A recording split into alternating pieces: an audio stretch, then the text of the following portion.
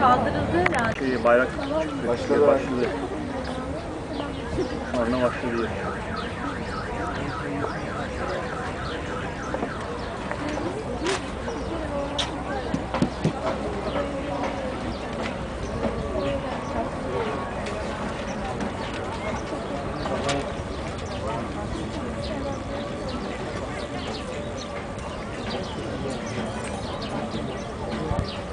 Çıktın mı abi? Ha, tahta masadayız abi, gel. Hadi evet.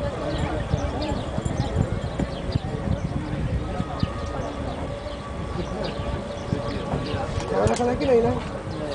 Ben buyurun. Abi iki işte sıkıntı var işte. Al tabii. O değil lan, sahip tane var. Gidemiyor. En sonunda gelmiyor. Bu kaza yapalım.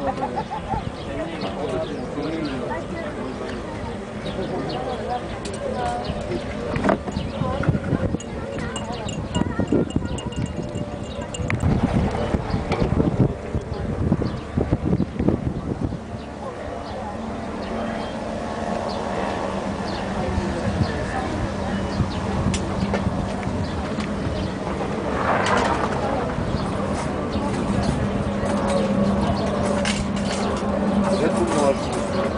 Hayır. Evet, Red Bull.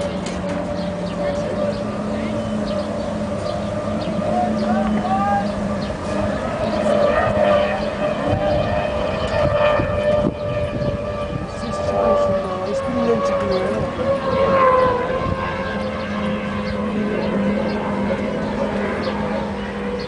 Yetsi kullanıcı değil diyor abi. Birisi gibi. Nasıl 650 kilometre yapıyor?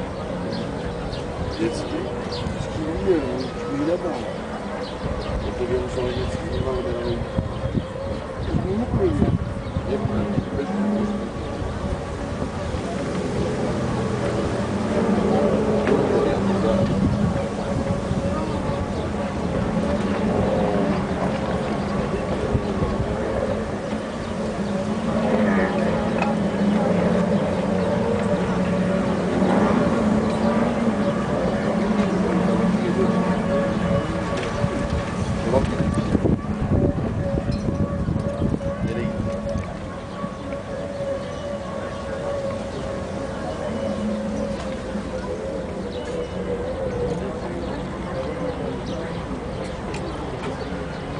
Gelen 3. sırada yine bas.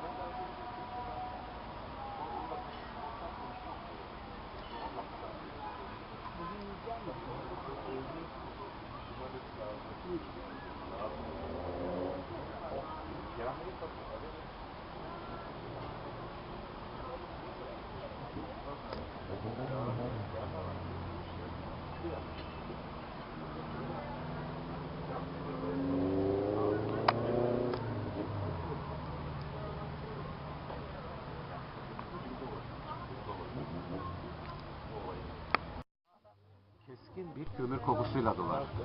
Kapanırdı daha gün batmadan kapılar. O Afyon ruhu gibi baygın mahalleden hayalimde tek çizgi bir sen kalmışsın sen. Hülyasında geniş aydınlığa giden gözlerin, dişlerin akpak gerdanınla ne şirin komşumuzsun sen Fahri abla. Eviniz kutu gibi küçücük bir evdi. Sarmaşıklarla balkonu örtük bir evdi. Yıkanırdı gölgesi kuytu bir derede, güneşin batmasına yakın saatlerde. Yaz kış ıtır bir saksı yeşil pencerende. Bahçede akasyalar açardı baharda. Ne güzel komşumuzsun sen Fahri abla. Önce upuzun, Sonra kesik saçların vardı. Tenin buğdaysı, boyun bir başak kadardı. İçini gıcıklardı bütün erkeklerin, altın bileziklerle dolu bileklerin. Açık saçık şarkılar söylerdin en fazla. Ne çapkın komşumuzdun sen Fahriye abla. Gönül verdin derlerdi bir delikanlıya. Sonunda varmışsın bir Erzincanlıya. Bilmem hala o ilk kocanda mısın? Hala dağları karlı Erzincan'da mısın? Bırak geçmiş günleri, gönlüm hatırlasın. Biliyorsun hatıralar değişmez zamanla. Ne vefalı komşumuzdun sen Fahriye abla.